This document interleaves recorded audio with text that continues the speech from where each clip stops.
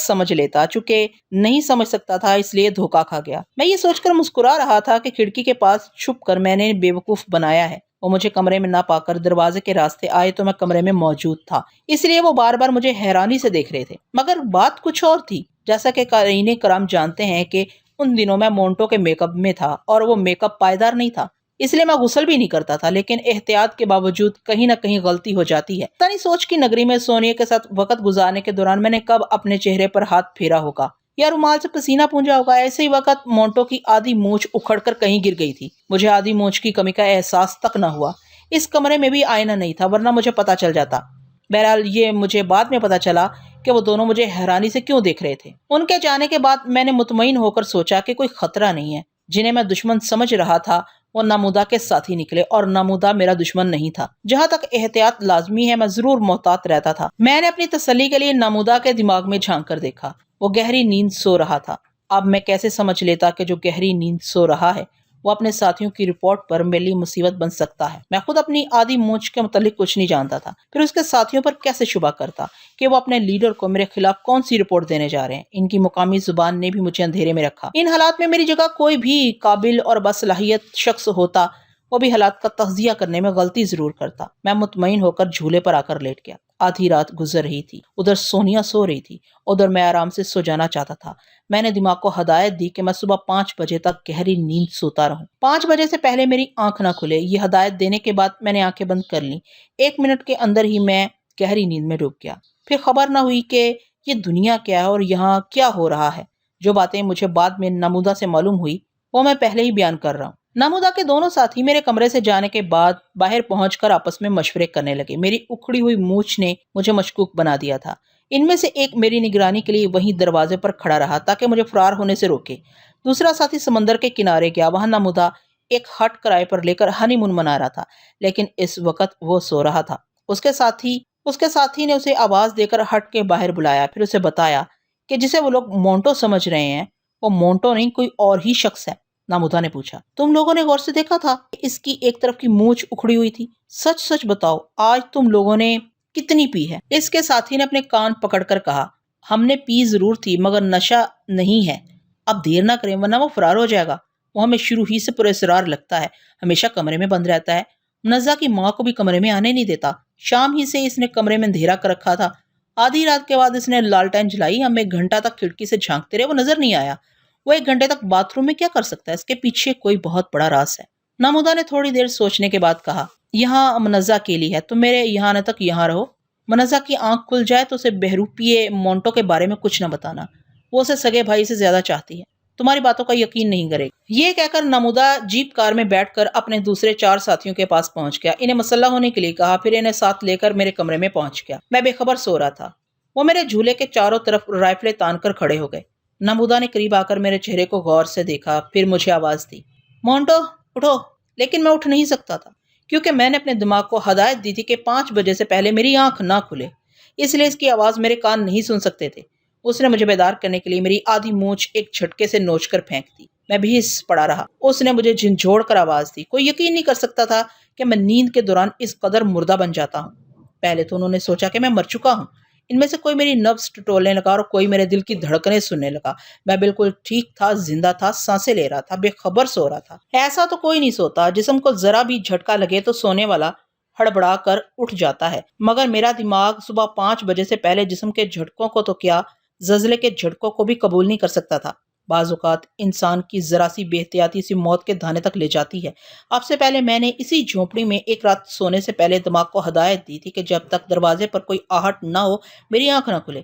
اس کے بعد دوسرے دن دوپہر تک سوتا رہ گیا۔ دوپہر کو میری منہ بولی بہن منزہ دروازے پر آئی تو آہٹ سے میری آنکھ کھل گئی۔ اگر ایسا ہوتا کہ کسی ناگہانی آفت کے باعث جھونپڑی کے مکین کہیں بھاگ جاتے تو میں نہ جانے کب تک سوتا رہ جاتا اور سوتے سوتے ہی مر جاتا۔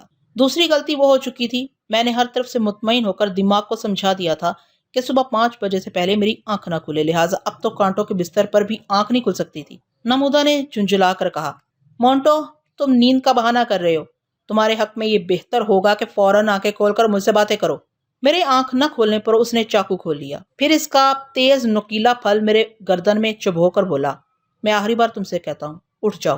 اس نے بڑی حیرانی سے دیکھا، جہاں میری گردن میں چاقو کی نوک چبھ رہی تھی وہاں سے خون بہ رہا تھا، لیکن میری نیند میں فرق نہیں آیا تھا۔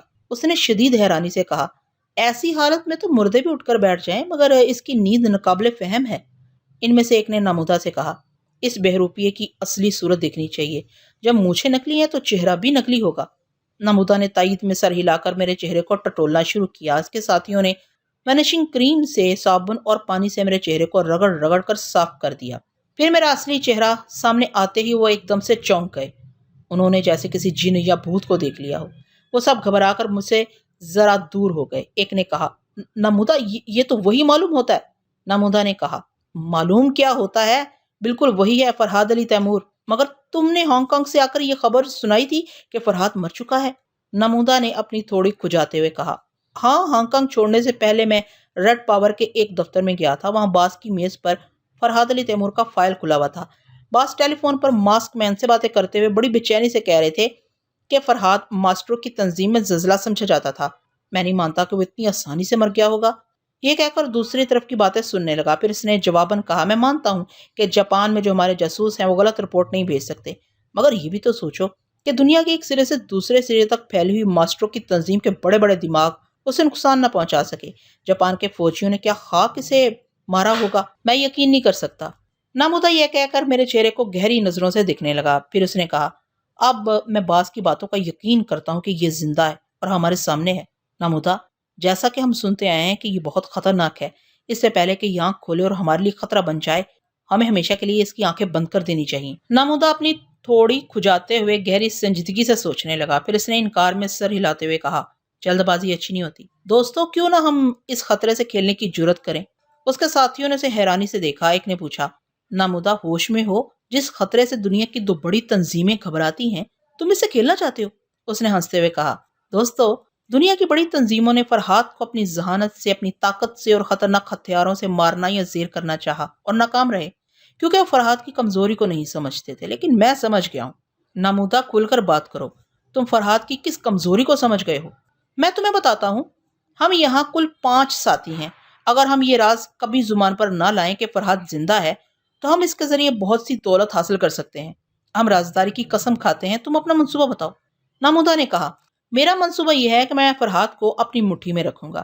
یہ مجبور ہو کر ٹیلیپیتھی کے ذریعے ہماری رہنمائی کرے گا۔ ہم بڑے بڑے کارنامے دکھا کر ریڈ پاور میں بڑے سے بڑا عہدہ حاصل کریں گے۔ کسی کو پتہ نہیں چلے گا کہ مردہ فرحاد ہماری پشت پر کام کر رہا ہے۔ لیکن نامودہ، یہ تو بتاؤ کہ فرحاد جیسا شخص تمہارے سامنے مجبور کیسے ہو جائے گا؟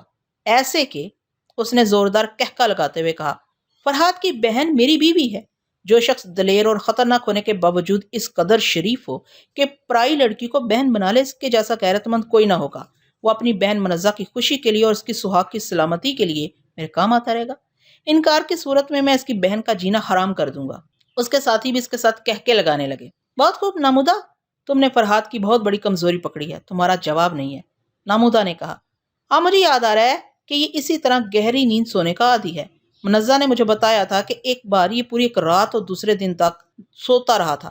ہمیں اس کی نیند سے فائدہ اٹھا کر اسے چپ چاپ یہاں سے لے جانا چاہیے۔ جاؤ، ایک اسٹریچر لے کر آؤ۔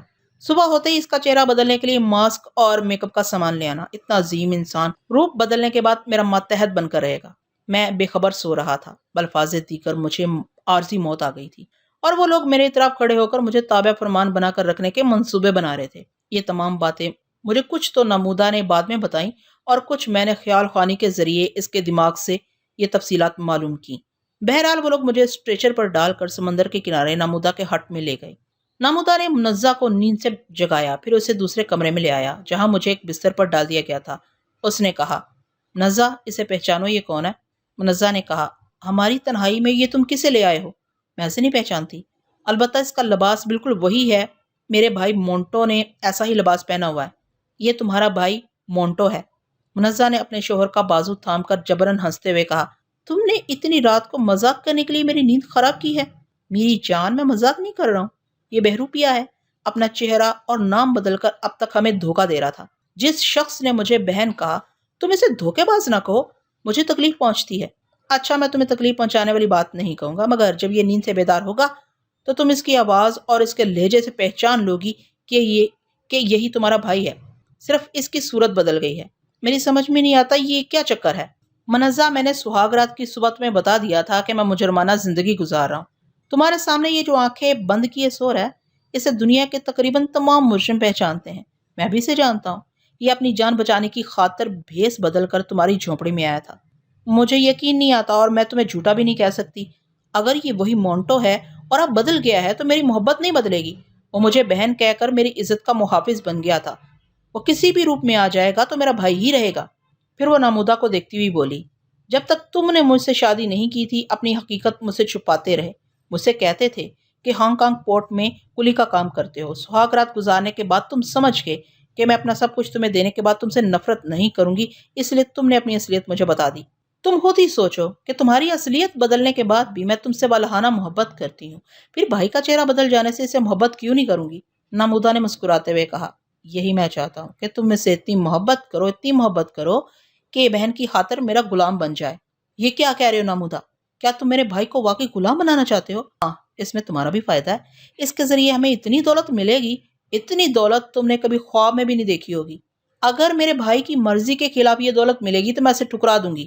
ہوش کی باتیں کرو منزہ، اور ابھی اس بات کا فیصلہ کرو کہ تم شوہر کو زیادہ چاہتی ہو یا بھائی کو۔ تم مجھے کیسے امتحان میں ڈال رہے ہو؟ ناپ تول کر نہ تو شوہر سے محبت کی جاتی ہے نہ بھائی سے۔ تم دونوں میرے لیے برابر ہو۔ ہاں، یہ ضرور ہے کہ شوہر سے جو محبت کی جاتی ہے وہ عبادت کے درجے تک جاتی ہے، بس بھی ٹھیک ہے۔ یہ بات یاد رکھنا کہ شوہر کے احکام کی تعمیل کر کے تم عبادت کے درجے تک پہنچ سکتی ہو اور انکار کر کے صرف مجھ سے طلاق لے سکتی ہو۔ وہ گھبرا کر اسے لپٹ گئی۔ نہیں نامودہ، ایسی بات زبان پر نہ لاؤ۔ تم مجھے چھوڑ دو گے تو میں مر جاؤں گی۔ اس نے مسکرا کر اس کی پشت کو سہلاتے ہوئے کہا، میں جانتا ہوں تم مجھے کتنا چاہتی ہو۔ تم کبھی مجھے چھوڑنے والا کام نہیں کرو گی۔ وہ اپنے طور پر منزہ کو اپنی طرف جھکا رہا تھا کیونکہ منزہ کے ساتھ میرے بھی جھکنے کی توقع تھی، اور وہ بیچاری ہولے ہولے بڑبڑا رہی تھی کہ نامودہ نے اسے نیند سے نہیں جگایا ہے بلکہ وہ بھیانک خواب دیکھ رہی تھی۔ اچانک ہی میری آنکھ کھل گئی۔ میں نے رسٹ واچ کو دیکھا، ٹھیک 5 بجے تھے۔ وقت دیکھنے کے بعد مجھے احساس ہوا کہ جگہ بدل گئی ہے۔ میں تو جالی دار جھولے میں سو رہا تھا لیکن وہاں جھولا نہیں تھا۔ میں ایک آرام دہ بستر پر لیٹا ہوا ہٹ کے در و دیوار کو دیکھ رہا تھا اور میرے کان سمندر کی لہروں کا شور سن رہے تھے۔ میں نے دوبارہ آنکھیں بند کر کے سوچا، کیا یہ خواب ہے؟ اس کے بعد آنکھیں کھول کر دیکھا تو وہ خواب نہیں تھا۔ میں جلدی سے اٹھ کر بیٹھ گیا۔ بائیں طرف سمندر کا شور سنائی دے رہا تھا۔ میں نے بستر سے اتر کر بائیں طرف کی کھڑکی کھول دی۔ صبح کے دھندلے سے اجالے میں سمندر کی ڈوبتی ابھرتی لہریں ساحل کی طرف آ رہی تھیں اور جا رہی تھیں۔ ہٹ کے برآمدے میں 2 مسلح نوجوان مستعدی سے پہرا دے رہے تھے۔ انہوں نے مجھے دیکھتے ہی سلام کرنے کے انداز میں مسکراتے ہوئے سر کو جھکایا۔ جواباً میں نے بھی ویسے ہی کیا۔ اس کے بعد بستر پر آ کر بیٹھ گیا۔ اتنا تو میں نے سمجھ لیا تھا کہ وہ نمودہ کے ساتھی ہیں، اس لیے اب ان کے لیڈر کے دماغ میں جھانکنا ضروری ہو گیا تھا۔ میں نے اس کا دھیان کیا، وہ پاس والے کمرے میں بستر پر لیٹا ہوا تھا۔ منزہ اس کے سرہانے بیٹھی ہوئی تھی۔ اس وقت تک مجھے یہ نہیں معلوم ہوا تھا کہ میرا روپ بدل چکا ہے اور میں فرحاد کے اصلی روپ میں آ چکا ہوں۔ اس کمرے میں آئینہ نہیں تھا اور میں اپنا چہرہ اب نہیں دیکھ سکتا تھا۔ نامودہ کی سوچ سے پتا چلا کہ وہ مجھے فرحاد کی حیثیت سے جانتا ہے۔ میں چونک کر اپنے چہرے کو ٹٹولنے لگا۔ میری ناک کے سائے سے مونٹو کی مونچھیں غائب تھیں۔ یہ بات سمجھ میں آ گئی کہ وہ میرے بہروپ کو سمجھ چکے ہیں۔ پھر میں آہستہ آہستہ نامودہ کے ذہن کو کریدنے لگا۔ اب وہ سوچ رہا تھا اور تصور میں دیکھ رہا تھا کہ آدھی رات کے بعد اس کے ایک ساتھی نے اسے آ کر خبر دی تھی کہ مونٹو بہروپیہ ہے۔ وہ 4 مسلح ساتھیوں کے ساتھ جھونپڑی میں میرے پاس آیا، پھر وہاں سے یہاں ہٹ میں مجھے لانے تک جو کچھ ہوا، اس کی فلم اس کے دماغ میں چلتی رہی اور میں دیکھتا رہا۔ میں نے یہ بھی دیکھا کہ وہ کس طرح بہن کے رشتے کو سامنے لا کر مجھے کمزور بنانا چاہتا تھا۔ یہ بات میرے لیے بڑی تشویشناک تھی۔ بیچاری منزہ شوہر اور بھائی کے رشتوں کے درمیان بری طرح الجھ گئی تھی۔ وہ شوہر کو اس کی غلط حرکتوں سے نہیں روک سکتی تھی اور دوسری طرف میری بے حد عزت کرتی تھی۔ نہ اسے چھوڑ سکتی تھی، نہ میری محبت سے انکار کر سکتی تھی۔ اس وقت میری سمجھ میں نہیں آ رہا تھا کہ میں نامودہ کے ساتھ کیسا سلوک کروں۔ واقعی میری ایک دکھتی رگ اس کے ہاتھ میں آ گئی تھی۔ وہ جیسا بھی تھا میری بہن کا سہاگ تھا، میں اسے شرافت سے سمجھا سکتا تھا۔ دشمن بن کر اسے نقصان پہنچانے کا سوال ہی پیدا نہیں ہوتا تھا۔ کوئی بھی محبت کرنے والا بھائی اپنی بہن کی آنکھوں میں آنسو نہیں دیکھ سکتا۔ میں نے گھڑی دیکھی، آدھا گھنٹہ گزر چکا تھا۔ مجھے سونیا کی بھی فکر تھی، اس لیے میں نے اپنی فکر کو چھوڑ دیا۔ تھوڑی دیر کے بعد اپنے حالات سے نمٹ لیا جائے گا، یہ سوچ کر میں نے سونے کے دماغ میں جھانک کر دیکھا۔ وہ اب تک گہری نیند سو رہی تھی، مگر کہاں سو رہی تھی یہ معلوم کرنا ضروری تھا، کیونکہ ابھی ابھی مجھے یہ تجربہ ہو چکا تھا کہ سونے کے دوران جگہ بدل جاتی ہے۔ سونی کے ساتھ بھی یہی ہو سکتا تھا۔ یہ معلوم کرنے کے لیے میں نے چپنیری کی خبر لی۔ وہ بھی اطمینان سے خراٹے لے رہا تھا۔ آخر میں شیلا کی سوچ پڑنے لگا۔ وہ اپنے وعدے کے مطابق جاگ رہی تھی اور تھوڑی تھوڑی دیر بعد کاٹیج کے چاروں طرف چکر لگا کر دور دور تک دیکھتی رہتی تھی تاکہ تنظیم کا کوئی آدمی اچانک ہی وہاں نہ پہنچ جائے۔ اس کی سوچ سے پتا چلا کہ ٹرانسمیٹر کال آئی تھی اس نے اطمینان بخش جواب دے دیا کہ سونیا اور چپنیری ابھی تک وہاں نہیں پہنچے ہیں۔ ہیلر اور دوسرے ساتھی نے ٹریپ کرنے کے لیے وہاں سے 4 میل کے فاصلے پر گئے ہیں، اس لیے ہیلر کے بجائے وہ ٹرانسمیٹر پر گفتگو کر رہی ہے۔ یہاں تک حالات تسلی بخش تھے، البتہ یہ یقین سے نہیں کہا جا سکتا تھا کہ ٹرانسمیٹر پر گفتگو کرنے والا ماسٹر شیلا کی باتوں سے کہاں تک مطمئن ہوا۔ فی الحال پریشانی کی بات نہیں تھی، اس لیے میں وہاں سے واپس آ گیا۔ میرے سامنے کھڑکی کے باہر سمندر کی لہریں شور مچا رہی تھیں۔ میرے دماغ میں بھی 2 باتیں شور مچا رہی تھیں۔ ایک سب سے اہم اور ناقابل برداشت بات یہ تھی کہ نمودہ اس کے 4 ساتھی مجھے میرے اصلی روپ میں دیکھ چکے تھے۔ میں نے خود کو مردہ ثابت کرنے کے لیے بڑے پاپڑ بیلے تھے، بہت بڑا ڈرامہ کھیلا تھا، اور یہ نوسر باز قسم کے لوگ میرے اتنے بڑے مشن کو ناکام بنا دیں یا میرے رازدار بن کر مجھے بلیک میل کرنا چاہیں، یہ میں برداشت نہیں کر سکتا تھا۔ دوسری بات منزہ کا رشتہ تھا جو مجھے نمودہ کے سامنے کمزور بنا رہا تھا۔ یوں تو لوگ اپنے تھوڑے سے فائدے کی خاطر خون کے رشتوں کو بھی ٹھکرا دیتے ہیں، منزہ سے صرف زبان کا رشتہ تھا۔ اگر میں بھائی بہن کے اس رشتے کو توڑ دیتا اور نمودہ کو اپنی زندگی کے راز کے ساتھ دفن کر دیتا تو کوئی میرا کیا بگاڑ لیتا؟ کسی کو پتہ ہی نہیں چلتا کہ میں نے خود غرض بن کر بہن کا سہاگ اجاڑ دیا ہے۔ مگر نہیں، ابھی ہماری دنیا میں ایسے بضمیر انسان موجود ہیں جو زبان سے کسی کو ماں، بہن، بیٹی کہنے کے بعد ان کی خاطر خود ذلت کی پستیوں میں گر جاتے ہیں، ان کے سہاگ اور سلامتی کے لیے غلامی کی زنجیریں پہن لیتے ہیں۔ میں ایسے ہی بازمیر انسانوں کی صف میں کھڑا ہونا چاہتا تھا۔ میں نے اسی وقت فیصلہ کر لیا کہ اپنی بہن کے لیے نمودہ کا ماتحت بن جاؤں گا۔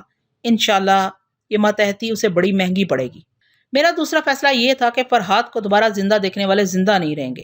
میں صرف نمودہ کو ڈھیل دوں گا، اس طرح کہ وہ کسی دشمن کے ہاتھوں میں نہ جائے، دشمنوں کے ہاتھوں میں کھلونا بن کر یا ان کے ہاتھوں اذیت برداشت نہ کرتے ہوئے کہیں میرا راز فاش نہ کر دے۔ نزا کے سہاگ کو طول دینے کے لیے میں نمودہ کے دماغ کو حتی المکان اپنے کنٹرول میں رکھوں گا۔ میں اپنے فیصلوں سے مطمئن ہو کر بستر پر لیٹ گیا۔ میں چاہتا تھا کہ نمودہ میرے پاس آئے۔ میں نے اس کی سوچ کو اپنی گرفت میں لیا۔ اس وقت اس کا ایک ساتھی اس کے کمرے میں پہنچ کر اسے کچھ کہہ رہا تھا۔ نمودہ نے بستر سے اٹھتے ہوئے منزہ سے کچھ کہا۔ کہنے کے دوران میرا نام آیا تھا۔ مجھے اندازہ ہو گیا کہ وہ میری طرف آ رہے ہیں۔ 1 منٹ کے بعد ہی میرے کمرے کا دروازہ کھلا۔ نمودہ دروازے پر مسکرا رہا تھا۔ اس کے ہاتھ میں ایک آئینہ تھا۔ اس کے ساتھ منزہ کھڑی ہوئی تھی۔ اس کے تذبذب سے پتہ چلتا تھا کہ وہ مجھے بدلے ہوئے روپ میں اپنا بھائی تسلیم کرنے سے ہچکچا رہی ہے۔ نمودہ سوچ رہا تھا کہ میں اس سے بہت سارے سوالات کروں گا، کم سے کم یہی پوچھوں گا کہ میری جگہ کیسے تبدیل ہو گئی۔ میری خاموشی نے اسے مایوس کر دیا۔ تاہم وہ مسکراتا ہوا میرے قریب آیا اور آئینہ میرے سامنے کر دیا۔ وہ ڈرامائی انداز میں یہ بتانا چاہتا تھا کہ میرا فرحاد والا روپ ظاہر ہو چکا ہے۔ بیچارے کو پھر مایوسی ہوئی۔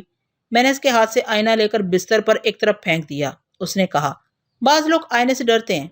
میں نے بستر سے اٹھتے ہوئے کہا، نہیں، بعض لوگ اتنے مکمل ہوتے ہیں کہ انہیں آئینہ دیکھنے کی ضرورت نہیں پڑتی۔ نمودہ کی طنزیہ مسکراہٹ بجھ گئی۔ میں نے اپنی بہن کو مخاطب کیا، کیوں منزہ، مجھے پہچان رہی ہو؟ اس نے اپنی زبان میں کچھ کہا۔ نمودہ نے اس کا ترجمہ کیا۔ یہ کہہ رہی ہے کہ ایسے یقین نہیں آتا کہ اتنا عظیم انسان اس کا بھائی ہے۔ میں نے بہت ہی آسان انگریزی میں ٹھہر ٹھہر کر کہا، میری بہن، میں وہی مونٹو ہوں جس نے تمہارے سر پر حیا کا آنچل رکھا تھا۔ میرا دل اور دماغ اسی بھائی کا ہے، صرف نام اور چہرہ بدل گئے ہیں۔ وہ مسکرا کر مجھے ایسی محبت سے دیکھنے لگی جو صرف بہن کا خاصہ ہوتی ہے۔ میں نے ہاتھ بڑھایا تو وہ میرا ہاتھ تھام کر میرے پاس بیٹھ گئی۔ نمودہ نے کرسی پر بیٹھتے ہوئے پوچھا، مسٹر فرحات، کیا تم اپنی داستان سنانا پسند کرو گے؟ پہلے تم یہ بتاؤ کہ مجھے فرحات کی حیثیت سے کیسے جانتے ہو؟ کیا تم نے میری تصویر کہیں دیکھی ہے؟ نمودہ بتانے لگا کہ ریڈ پاور کی تنظیم سے اس کا تعلق ہے۔ اسی تنظیم میں اس نے میرا ذکر سنا تھا اور تصویر بھی دیکھی تھی۔ میرے لیے یہ اطلاع بڑی دلچسپ تھی کہ ریڈ پاور کا ماسک مین مجھ میں دلچسپی لے رہا تھا۔ میں نے پوچھا، تمہارا ماسک مین مجھ سے کیا چاہتا ہے؟ میں ریڈ پاور کا ایک معمولی آدمی ہوں اور ماسک مین ایک پراسرار شخصیت ہے۔ اس کی باتیں وہی جانتا ہے کہ وہ تمہاری ذات میں دلچسپی کیوں لے رہا ہے۔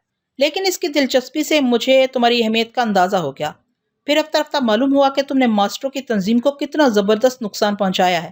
میں نے پوچھا، تم اتنی معلومات حاصل کرنے کے بعد مجھ سے کیا چاہتے ہو؟ میں ریڈ پاور میں کوئی بہت بڑا عہدہ حاصل کرنا چاہتا ہوں۔ سنا ہے کہ تم ٹیلی پیتھی جانتے ہو اور اس کے ذریعے دشمنوں کی نیندیں حرام کر دیتے ہو۔ فرحات، شہرت اور دولت حاصل کرنا تمہارے لیے معمولی سی بات ہے۔ اگر تم میری مدد کرو تو میرا بھی بہت نام ہوگا۔ تمہاری بہن کی زندگی بھی عیش و آرام سے گزرے گی۔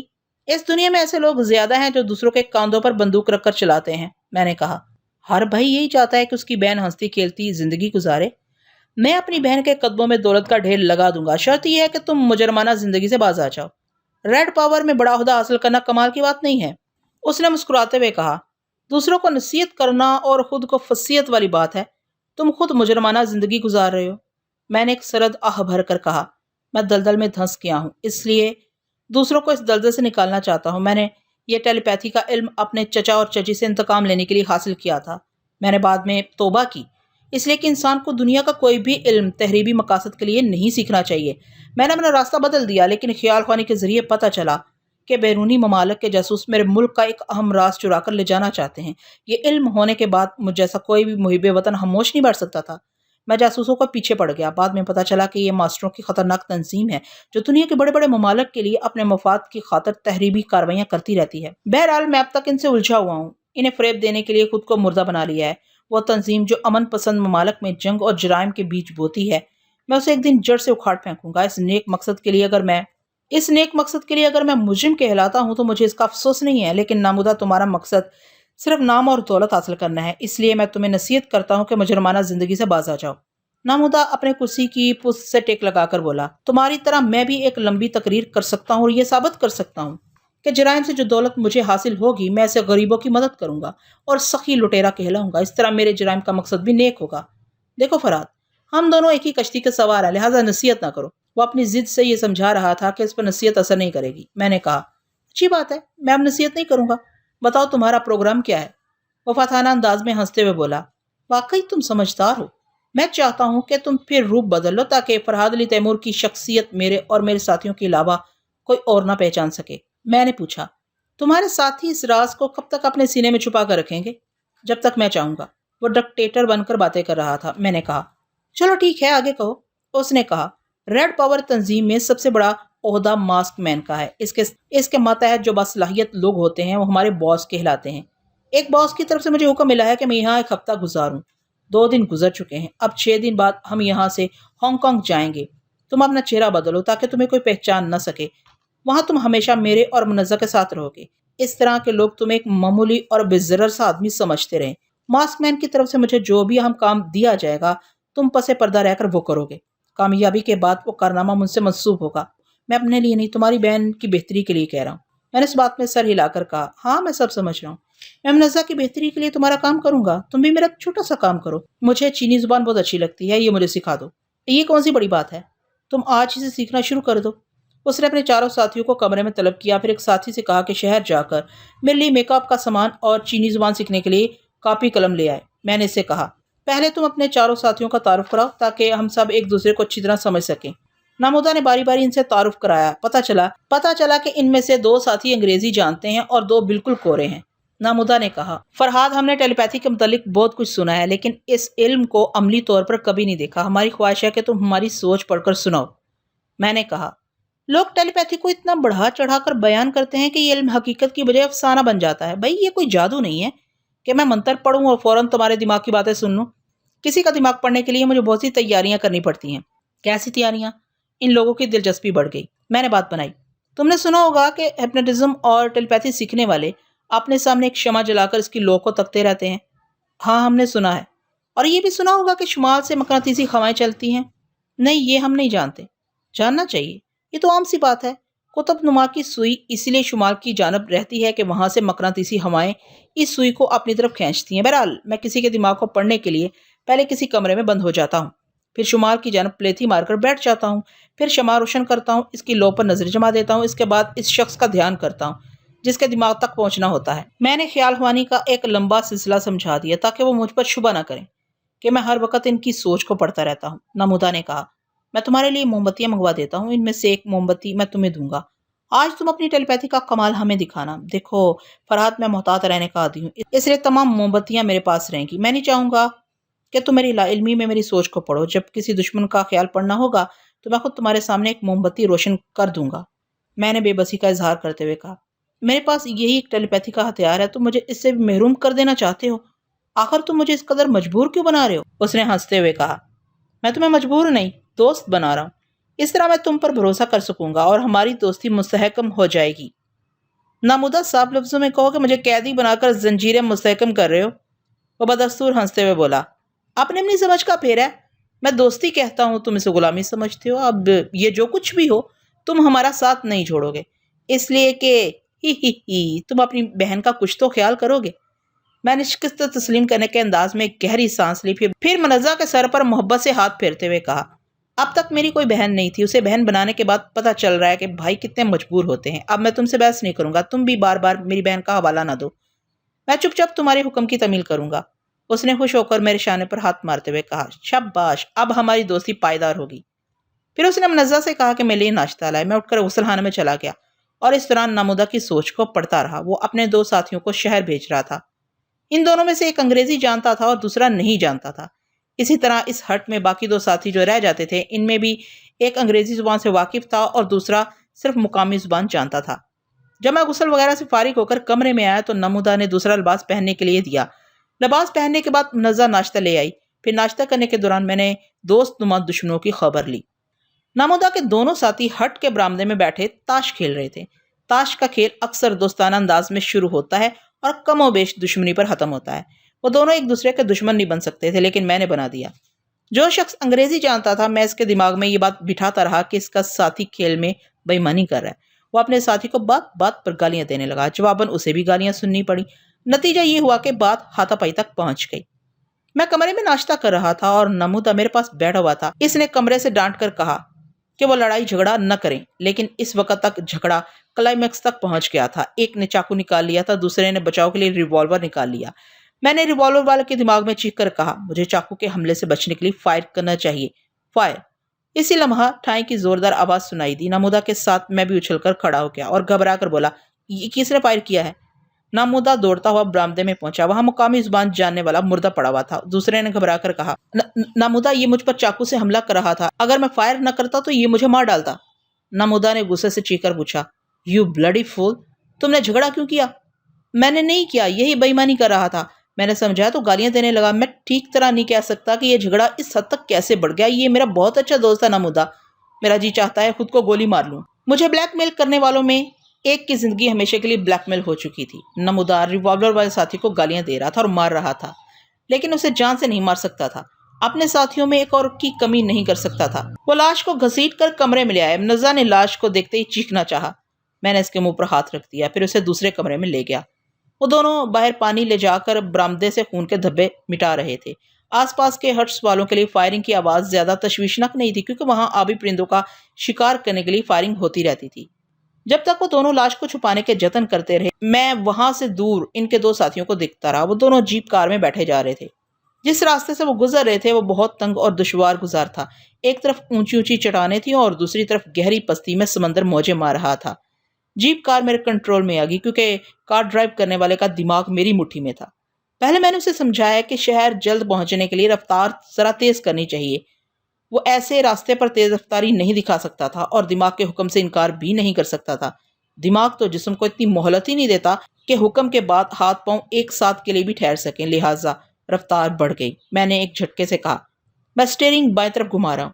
جیپ کار ایک جھٹکے سے بائیں طرف گھومی، راستے سے بے راستہ ہوئی۔ پھر مجھے اس کی چیخیں سنائی دی۔ میں یہ نہ جان سکا کہ گاڑی کس طرح فضا میں اچھل کر سمندر کی گہرائی میں گئی، کیونکہ جس کا دماغ میں کنٹرول کر رہا تھا وہ سمندر کی گہرائی میں پہنچنے سے پہلے بدحواس ہو بیٹھا تھا۔ مجھے کیا پڑی تھی کہ اس کے حواس بحال کرتا۔ میں سمندر کے کنارے ہٹ میں واپس آ گیا۔ منزہ دونوں ہاتھوں سے منہ چھپائے رو رہی تھی۔ میں نے آسان سی انگریزی میں اسے تسلی دینے کی کوشش کی، منزہ چپ ہو جاؤ، مجرمانہ زندگی گزارنے والے شوہر کے ساتھ رہ کر ابھی تم نہ جانے کتنی لاشیں دیکھو گی۔ وہ آنسو پونچھتی ہوئی میرا منہ تکنے لگی۔ میں نے کہا، ہاں منزہ، ایسی زندگی گزارنے والوں کے سامنے مہلک ہتھیار، لاشیں، پولیس، ہتھکڑیاں اور پھر پھانسی کا پھندہ جیسی چیزیں آتی رہتی ہیں۔ اپنے دل کو مضبوط کرو۔ وہ افسوس کا اظہار کرتی ہوئی مرنے والے کے بارے میں بولی، وہ بہت اچھا تھا۔ ابھی کچھ دیر پہلے اس نے میرے لیے چائے گرم کی تھی، بڑی عزت کرتا تھا میری۔ میرے بھائی، وہ بہت اچھا تھا۔ میں چپ رہا۔ ایک نادان بہن کے لیے جو بہت اچھا تھا، وہ دانا بھائی کے لیے حد درجہ خطرناک تھا۔ میں منزہ کو کمرے میں چھوڑ کر ہٹ کے پچھلے حصے میں آیا۔ ہٹ کا تمام فرش لکڑی کے تختوں سے بنایا گیا تھا۔ نامودہ نے اپنے ساتھی کی مدد سے لکڑی کے تختے اکھاڑ کر اس کے نیچے رتیلی زمین کو گہرائی تک کھودا تھا۔ پھر لاش کو دفن کر کے ریت برابر کرنے کے بعد لکڑی کے تختے اسی طرح دوبارہ لگا دیے تھے۔ اس نے مجھے دیکھ کر کہا، فرحاد، میں تمہیں بلاتا رہا، تم ہماری مدد کے لیے نہیں آئے؟ مجھے یہ خود سری پسند نہیں ہے۔ میں نے کہا، میں تم سے کہہ چکا ہوں تمہارے ہر حکم کی تعمیل کروں گا، لیکن ایسے وقت نہیں جب میری بہن کی آنکھوں میں آنسو آ رہے ہوں۔ پہلے میں آنسو پونچھوں گا، پھر کسی کی بات سنوں گا۔ نامودہ نے قائل ہو کر کہا، او آئی سی، میں بھول گیا تھا منزہ رو رہی تھی۔ اس کے پاس تمہاری موجودگی ضروری تھی۔ ہم نزا کے پاس کمرے میں آ کر بیٹھ گئے۔ نامودہ اپنے ساتھی کی اس اچانک موت پر افسوس ظاہر کر رہا تھا۔ تھوڑی دیر کے بعد میں نے کہا، مجھے اجازت دو، میں سونا چاہتا ہوں۔ اس نے حیرانی سے پوچھا، تم کتنا سوتے ہو اور کیسی گہری نیند سوتے ہو؟ چاقو کی نوک چبونے کے بعد بھی نہیں اٹھتے؟ میں نے اپنی گردن کے معمولی سے زخم پر ہاتھ پھیرتے ہوئے کہا، اب ایسی حرکت نہ کرنا، اگر میں مر جاؤں گا تو تم دولت کا صرف خواب دیکھتے رہ جاؤ گے۔ میں تمہاری اہمیت سمجھتا ہوں، اس لیے تمہیں نیند کی حالت میں بھی قتل نہیں کر سکتا۔ تم نے جواب نہیں دیا کہ اتنی گہری نیند کیسے سوتے ہو؟ یہ میری پیدائشی عادت ہے۔ کبھی تو ایسا ہوتا ہے کہ میں دو راتیں نہیں سوتا، اور کبھی سونے کا ایسا دورہ پڑتا ہے کہ مردوں جیسی نیند میں گم ہو جاتا ہوں۔ فی الحال اس وقت تک سونا چاہتا ہوں جب تک تمہارے دو ساتھی شہر سے واپس نہ آ جائیں۔ ویسے وہ کب تک واپس آ جائیں گے؟ 1 گھنٹہ گزر چکا ہے، میں 2-2.5 گھنٹے کے بعد واپس آ جائیں گے۔ اچھی بات ہے، ان کے آنے کے بعد ہی موم بتی جلے گی، پھر میں ٹیلی پیتھی کا تماشا دکھاؤں گا۔ میں اپنے کمرے میں چلا آیا۔ نامودہ اپنے ساتھی سے آہستہ آہستہ کہہ رہا تھا، یہ بظاہر تو کوئی باکمال شخص نظر نہیں آتا، صرف اتنی سی بات ہے کہ قداور اور صحت مند ہے اور شخصیت پرکشش ہے۔ ایسے لوگ اپنی دلفریب شخصیت سے خواہ مخواہ معروف کرنے کی کوشش کرتے ہیں کہ وہ بڑے باکمال ہیں۔ کیا تم اس شخص میں کچھ نظر آتا ہے؟ اس کے ساتھی نے کچھ سوچ کر کہا، ویسے تو کچھ نظر نہیں آتا، جب موم بتی آئے گی تو اس کی اصلیت کا پتہ چل جائے گا۔ ہاں، ہمیں 2-2.5 گھنٹے تک انتظار کرنا ہوگا۔ مجھے اطمینان ہو گیا کہ ابھی وہ اپنے ساتھیوں کا انتظار کریں گے اور میرے کمرے میں نہیں آئیں گے۔ میں نے بستر پر لیٹ کر آنکھیں بند کر لیں، پھر سونیا کا دھیان کیا۔ چشم و زن میں میری سوچ کی لہروں نے اس کے دماغ کو چھو لیا۔ پھر میں ہڑبڑا کر اٹھ بیٹھا کیونکہ سونیا وہاں نہیں تھی جہاں میں نے اسے چھوڑا تھا۔ آپ سے 1.5 گھنٹہ پہلے وہ شیلا کے کاٹیج میں سو رہی تھی اور اب ایک طیارے میں سفر کر رہی تھی۔ اس کی سوچ بتا رہی تھی کہ شیلا اور چمنیری بھی اس طیارے میں موجود ہیں۔ ایک ایئر ہوسٹس ان کے سامنے کھانے کی ٹرے رکھ رہی ہے۔ اس ایئر ہوسٹس کے علاوہ کوئی اور دوست یا دشمن وہاں نہیں تھا۔ میں نے سونیا کے دماغ پر دستک دی۔ ہلو سونیا، تم ناراض ہو رہی ہوگی کہ میں اتنی دیر تک تم سے غافل رہا۔ اس نے بڑی نرم مزاجی کا ثبوت دیا۔ نہیں فرحاد، تم مجھ سے غافل نہیں رہ سکتے، تمہاری اپنی کوئی مجبوری ہوگی۔ بڑے ہی ٹھنڈے دماغ سے باتیں کر رہی ہو۔ اس لیے کہ غلطی میری ہے، تم نے سمجھایا تھا مجھے وہاں آرام نہیں کرنا چاہیے۔ دشمنوں کے کسی اڈے کو فتح کرنے کے بعد یہ نہیں سمجھ لینا چاہیے کہ دشمن وہاں دوبارہ قدم نہیں رکھیں گے۔ میں نے تمہاری بات نہیں مانی، ہر گوش کی نیند سوتی رہی اور دشمنوں نے اچانک ہی چاروں طرف سے گھیر لیا۔ میں نے پوچھا، شیلا کہاں تھی؟ کیا وہ بھی سو گئی تھی؟ نہیں، وہ بیچاری بڑی مستعدی سے پہرا دے رہی تھی، مگر ہمارا وہ بیٹا پہلے عورتوں سے سخت نفرت کرتا تھا، اب اچانک ہی بہت زیادہ بالغ ہو گیا ہے۔ شیلا نے مجھے بتایا کہ وہ اچھا خاصا سو رہا تھا، اچانک آنکھ کھلتے ہی باہر آ گیا، پھر شیلا کو اٹھا کر اندر لے آیا۔ وہ کہتی رہی کہ مادام ناراض ہو جائیں گی مجھے اپنا فرض ادا کرنے دو، لیکن اس نے اپنا فرض ادا کرنے کے لیے دروازہ بند کر لیا۔ میں نے کہا، ماں آرام سے سو رہی تھی، بیٹا عیش کر رہا تھا، ایسے میں دشمن بڑی آسانی سے غالب آ جاتے ہیں۔ اچھا تو پھر کیا ہوا؟ ہوا یہ کہ انہوں نے چاروں طرف سے ہمارے کاٹیج کو گھیر لیا۔ برفیلی زمین پر قدموں کی چاپ سنائی نہیں دیتی۔ جب وہ کاٹیج کے برآمدے میں آئے تو شیلا چونک گئی۔ چمنیری کو بھی اپنی غلطی کا احساس ہوا۔ باہر سے کوئی کہہ رہا تھا، شیلا، ہم یہاں سے 2 میل تک اپنے آدمیوں کی لاشیں دیکھ چکے ہیں، چونکہ تمہاری لاش نہیں ملی اس لیے تم سونی اور چمنیری کے سائے میں زندہ ہو۔ بہتر ہے کہ پہلی آواز میں باہر آ جاؤ۔ اس کی آواز سن کر میری بھی آنکھ کھل گئی۔ سب سے پہلے میں نے سوچ کے ذریعے تمہیں پکارا تاکہ تم مجھے کاٹیج کے باہر کی سچویشن بتا سکو، مگر تم حاضر نہیں تھے۔ باہر سے پھر آواز آنے لگی، سونیا، ہم تعداد میں 10 ہیں، ہمارے پاس اسٹین گنیں، ہینڈ گرنیڈ اور ٹیئر شیل ہیں۔ کاٹیج چاروں طرف سے گھیر لیا گیا ہے، تم لوگوں کی کوئی تدبیر کام نہیں آئے گی، زندہ سلامت باہر آ جاؤ یا پھر کاٹیج کے اندر مرنا پسند کر لو۔ مجھے چمنیری کی آواز سنائی دی، وہ دوسرے کمرے سے کہہ رہا تھا، ممی حکم دو، میں ان سے لڑتے لڑتے مر جاؤں گا مگر تمہارے لیے فرار کا راستہ کھول دوں گا۔ میں نے سختی سے انکار کیا اور اسے حکم دیا، نہیں چمنیری، ہتھیار پھینک کر باہر نکلو، میں بھی باہر آ رہی ہوں۔ وہ دشمنوں کے سامنے جھکنا نہیں چاہتا تھا، لیکن میں نے اسے مجبور کر دیا۔ ساری زندگی آگ اور بارود سے کھیلتے گزری ہے۔ میرے تجربات نے سمجھا دیا کہ مقابلہ کرنا خواہ مخواہ موت کو دعوت دینے کے مترادف ہوگا۔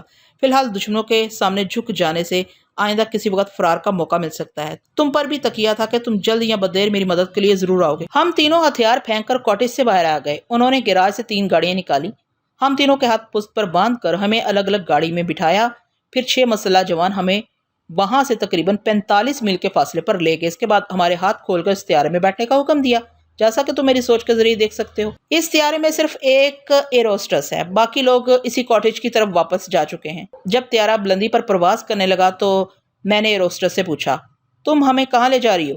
اس نے جواب دیا، مغربی جرمنی، فرینکفرٹ، یعنی دنیا گول ہے جہاں سے میں موت کی سزا پانے کے لیے چلی تھی، پھر اسی جگہ واپس جا رہی ہوں۔ میں نے اسے پوچھا، اس نے جواب دیا، مغربی جرمنی، فرینکفرٹ، یعنی دنیا گول ہے جہاں سے میں موت کی سزا پانے کے لیے چلی تھی، پھر اسی جگہ واپس جا رہی ہوں۔ میں نے اسے پوچھا، کیا تم مجھے جانتی ہو؟ وہ مسکرا کر بولی، سونیا اور فرحاد کو تنظیم کا ہر فرد جانتا ہے۔ پھر تو تم یہ بھی جانتی ہوگی کہ مجھے موت کی سزا سنا دی گئی تھی۔ ہاں جانتی ہوں۔ پھر تم لوگ مجھے زندہ واپس کیوں لے جا رہے ہو جبکہ مجھے موت کی سزا دی جا چکی ہے؟ مجھے تو کوٹریج سے نکلتی گولی ماری جا سکتی تھی۔ ماسٹر کا حکم تھا کہ تمہیں اور چمنیری کو زندہ واپس لایا جائے۔ وہ یہ معلوم کرنا چاہتے ہیں کہ تم نے موت کی سزا سے بچنے کے لیے چمنیری جیسے درندے کو دوست کیسے بنایا اور اب ہمارا جہاز اس برفانی علاقے میں کیسے تباہ ہو گیا۔ جہاز کیسے تباہ ہو گیا یہ تو جہاز میں بیٹھنے والے ہی بتا سکتے ہیں۔ اس کی تباہی سے بہت پہلے میں نے اور چمنیری نے پیراشوٹ باندھ کر چھلانگ لگائی تھی۔ یہ تو ماسٹر بھی جانتے ہیں کہ تم دونوں نے پہلے چھلانگ لگائی ہے، اسی لیے بعد میں لوگوں کو ہلاک کیا ہے جو طیارے میں زندہ بچ گئے تھے۔ میں نے صرف 2 آدمیوں کو ہلاک کیا، 2 طیارے سے باہر میرے مقابلے پر آئے تھے۔ میں جانتی ہوں، میں فرینکفرٹ کے ماسٹر کی اسسٹنٹ ہوں، تمہارے متعلق تمام معلومات ماسٹر تک پہنچ گئی۔ میں صاف کوئی سے کام لوں گی اور یہ کہوں گی کہ تمہارے زندہ بچ نکلنے کے پیچھے ٹیلیپیتھی کام کر رہی ہے۔ میں نے اسے حیرانی سے دیکھتے ہوئے پوچھا، کیا تم یہ کہنا چاہتی ہو کہ میں ٹیلیپیتھی جانتی ہوں؟ اس نے مجھے گہری نظروں سے دیکھتے ہوئے کہا، یہ ناممکن تو نہیں ہے، تم تقریباً 2 سال تک فرحاد کے ساتھ دن رات وقت گزارتی رہی ہو، اتنی لمبی مدت میں کیا تم نے اسے یہ علم نہیں سیکھا ہوگا؟ میں نے ہنستے ہوئے کہا، میں نے ایسا کون سا کارنامہ دکھایا ہے جس سے تمہیں یا تمہارے ماسٹر کو شبہ ہو رہا ہے؟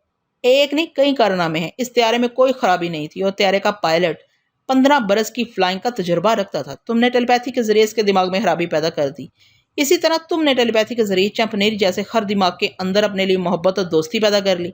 بہت خوب، میں نے کہا، کسی بہت بڑے حادثے کی وجہ سمجھ میں نہ آئے تو یہی کہتی رہنا کہ کسی ٹیلیپیتھی جاننے والے کی شرارت ہے۔ یہ تو اچھا ہوا کہ تمہارے ماسٹروں کو فرحاد کی موت کا ڈاکومنٹری ثبوت مل گیا، ورنہ یہ کہا جاتا کہ فرحاد کہیں چھپ کر یہ تماشے کر رہا ہے۔ بہرحال اس بیچارے کو تو اب کوئی زندہ نہیں کر سکتا، اس لیے اس کی صلاحیتوں کو مجھ سے منسوب کیا جا رہا ہے۔ اگر یہ جھوٹا تو بتاؤ چمنیری تمہارا دوست کیسے بن گیا؟ وہ دوست نہیں، میرا بیٹا ہے، ایروسٹس نے نگواری سے کہا۔ میں مذاق کے موڈ میں نہیں ہوں۔ میں نے اسے یقین دلانے کے لیے چمنیری کو مخاطب کیا۔ اس نے جواباً پوچھا، یس ممی؟ وہ دور ایک پچھلی سیٹ پر بیٹھا تھا۔ میں نے کہا، بیٹے یہ بی بی یقین نہیں کر رہی کہ میں تمہاری ماں ہوں۔ چمنیری کے بجائے شیلا نے جواب دیا، یہ ہم انسانوں کی بہت بڑی ٹریجڈی ہے، کسی جوان عورت کو داشتہ بناؤ تو یقین کر لیتے ہیں، اسے ماں یا بہن بناؤ تو اس کی نیک نیتی پر شبہ کرتے ہیں۔ ایروسٹس نے کہا، سونی اور چمنیری دونوں ہم عمر ہیں، کوئی پاگل ہی اسے ماں بیٹا سمجھ سکتا ہے۔ چمنیری، کیا تمہیں اس لیے ماسٹر بنایا گیا تھا کہ تم سونیا کے ہاتھوں بے وقوف بنو؟ چمنیری نے کہکا لگاتے ہوئے کہا، بے وقوف تم ہو کہ میری ممی کو سونیا سمجھی ہو، سونیا تو برفانی علاقے میں پہنچتی مر گئی تھی۔ ایروسٹس نے چونک کر بڑے غور سے سونیا کو دیکھا، پھر پوچھا، کیا تم کوئی اور ہو؟ سونیا کے میک اپ میں ہو؟ نہیں، چمنیری نے کہا، جسے تم غور سے دیکھ رہی ہو وہ سچ مچ سونیا کا جسم ہے، وہ برفانی علاقے میں مردہ ہو چکا تھا، پھر اس میں میری ماں کی روح سما گئی، تم سونیا سمجھ کر دھوکہ کھا رہی ہو، دراصل یہ میری ممی ہے۔ چمنیری، تمہیں جو سمجھایا جاتا ہے تم وہی سمجھ لیتے ہو، پتہ نہیں سپر ماسٹر نے کیا سوچ کر تمہیں ماسٹر بنا دیا تھا۔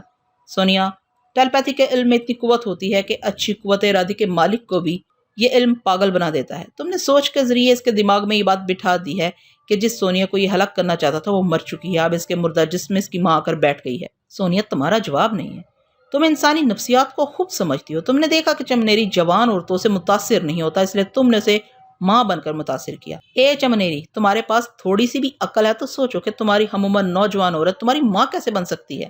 چمنیری نے لقمہ چباتے ہوئے جواب دیا، روح کی کوئی عمر نہیں ہوتی، تم ماں بیٹے کے رشتے پر اعتراض نہ کرو ورنہ مجھے ہاتھ پاؤں کا غصہ آ جائے گا۔ میں نے ایروسٹس سے پوچھا، تم ہمارے درمیان تنہا ہو، کیا تمہیں ہم سے ڈر نہیں لگتا؟ اس نے کہا، اس کا جواب میرے دماغ کی تختی پر لکھا ہے، تم ٹیلیپیتھی کے ذریعے پڑھ لو۔ وہ میرے پیچھے پڑ گئی تھی کہ میں ٹیلیپیتھی جانتی ہوں۔ میں نے شرارتاً مسکراتے ہوئے اس کے چہرے کو غور سے دیکھا اور سوچا کہ وہ ہمارے پاس تنہا کیوں بھیجی گئی ہے۔ چونکہ میں اس تنظیم میں رہ چکی تھی اس لیے ان کے لائن آف ایکشن کو سمجھتی تھی، پھر یہ بھی تجربہ تھا کہ وہ چوری چھپے ہماری باتیں خفیہ مائک کے ذریعے سننے اور ریکارڈ کرتے ہیں۔ لہٰذا میں نے کہا، جب تم ضد کری تو سنو، تمہارے ماسٹر نے تمہیں سمجھایا کہ سونیا اور فرحاد کسی کمزور عورت کو نقصان نہیں پہنچاتے اور اپنی سلامتی کے لیے ایسے لوگوں کو یرغمال نہیں بناتے جن کی کوئی اہمیت نہ ہو، اور تنظیم میں تمہاری اہمیت صرف اتنی ہے کہ تم اپنے ماسٹر کی داشتہ ہو۔ وہ مسکرا کر بولی، آخر تم نے میری سوچ پڑھ لی، آگے کہو۔ میں نے ہنستے ہوئے کہا، آگے کیا کہوں، پھر یہ تمام باتیں پائلٹ روم میں ریکارڈ ہو رہی ہیں۔ اتنا کہہ کر سونے کی سوچ ذرا تھم گئی، پھر اس نے پوچھا، فرحاد تم سن رہے ہو نا؟ ہاں میری جان، میں تمہارے دماغ میں موجود ہوں، تم سوچتی رہو، میں سنتا جا رہا ہوں۔ ویسے یہ عجیب الٹا چکر چل گیا، وہ تمہیں ٹیلیپیتھی کی ماہر سمجھنے لگے ہیں۔ آگے تو سنو فرحاد، میں جو شرارت کر رہی تھی وہ ان کے لیے سنجیدگی تھی۔ کبھی کبھی تو یوں ہوتا ہے کہ اپنے دماغ سے کوئی بات سوچ کر کہو تو وہ سچ ہو جاتی ہے۔ میں نے ایئر ہوسٹس سے یوں ہی کہہ دیا، پائلٹ روم میں تمہارا ماسٹر موجود ہے۔ یہ بات اس لیے کہی کہ میری خیال خانی جھوٹی ہو جائے، مگر یہ بات سچ نکلی۔ تھوڑی دیر کے بعد پائلٹ روم کا دروازہ کھلا، پھر فرینکفرٹ کا وہی ماسٹر نظر آیا جس کے متعلق ابھی میں نے خیال خانی کا مظاہرہ کیا تھا۔ اس نے ریوالور کا رخ میری جانب کرتے ہوئے کہا، سونیا آخر تمہاری اصلیت ظاہر ہوگی۔ ہمیں پہلے ہی اس پہلو پر غور کرنا چاہیے تھا کہ تم نے 2 برس تک فرحات کی گود میں کھیلتے کھیلتے ٹیلیپیتھی کا علم سیکھ لیا ہوگا۔ تم نے اسی علم کے بھروسے پر سپر ماسٹر سے کہا تھا کہ تم اپنی موت خود چننا چاہتی ہو، یعنی تمہیں 100 گز کے فاصلے تک فرار ہونے کا موقع دیا جاتا۔ اس کے بعد تنظیم کے افراد تمہیں شکار کرتے، تمہیں تو یقین تھا کہ تم ٹیلیپیتھی کے ذریعے تعاقب کرنے والوں کا کباڑہ کر دیتی۔ ایسے وقت سپر ماسٹر نے اپنی ذہانت کا ثبوت دیا، تمہاری بات مان لی، مگر برفانی علاقے میں تمہیں شکار کرنے کے لیے چمنیری کو بھیجا۔ وہاں تم نے چمنیری کی دکھتی رگ کو پکڑ لیا، اس کی سوچ کے ذریعے اس کی تمام ہسٹری شیٹ پڑھ لی کہ اس کی ماں نے اسے کس طرح جنم دیا اور وہ اب تک عورتوں سے نفرت کرنے کے باوجود ماں کی محبت کا پیاسا ہے۔ یہ نقطہ ہمارے لیے قابل غور ہے کہ چمنیری کے متعلق تم کچھ نہیں جانتی تھی، پھر اس کی یہ کمزوری تم نے کیسے جان لی کہ تم اسے ماں کا پیار دے کر ہی اپنا تابع فرمان بنا سکتی ہو۔ چمنیری کے ماضی کے متعلق صرف چند ماسٹر جانتے ہیں۔ اتنی ڈھکی چھپی بات تم نے خیال خوانی کے ذریعے ہی معلوم کی ہے۔ دوسرا قابل غور نقطہ یہ ہے کہ جس طیارے میں تمہیں سزائے موت کے لیے بھیجا گیا تھا وہ بالکل ٹھیک تھا۔ اس کا پائلٹ تجربہ کار اور سید دماغ تھا۔